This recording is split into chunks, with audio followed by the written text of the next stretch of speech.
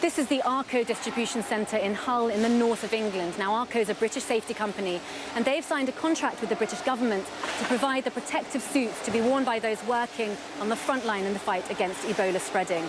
Now, behind me on the warehouse floor, you can see where all these suits are being packed up, ready to be sent. Inside those white boxes, around 40 suits in each box, and those will be sent directly out to Sierra Leone and the neighbouring countries to be worn by aid workers, health workers, those working in the Ebola zones. Here to help me is Richard Sampson, the product manager at Arco. Now, Richard, I'm already half wearing one of these, so if I sort of struggle in, you can tell us more about how they work, because once I've got this on, I'm really only half protected, aren't I? The coverall will provide you protection over the head and down to the toes and to the wrists. That's providing protection against any liquid splashes of contaminants. In addition to the coverall, you'll be looking at Wellingtons, gloves, respiratory protection, an additional hood and a visor as well. The visor offers full face protection. In addition to that, it's allowing air to pass through in front of the face to keep you cooler, but also to stop misting up on the inside of the visor. In addition to that, because it's not a pair of goggles, you're less likely to fidget or adjust the goggles that are on your face,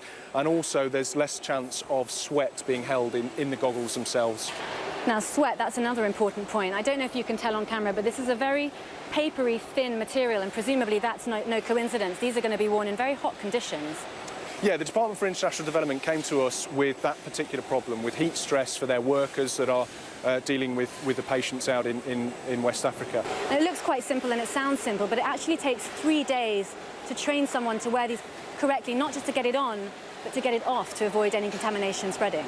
Yeah, that's one of the critical elements to making sure that you don and doff these protective suits correctly. And there is training going on for those that are going to be going out to Sierra Leone at the moment. And on that point, of course, that's why you only use these once, even though they're worth $40 each. Yeah, they are limited life protective suits designed to be worn once. If there's any contaminants on them, they need to be destroyed and incinerated in the correct manner. We originally were looking at 50,000 suits a month. The government doubled that last week to 100,000 suits a month, so it's escalating in terms of the requirements for those people that are out there. Hard work, but well worth it. Richard, thank you very much.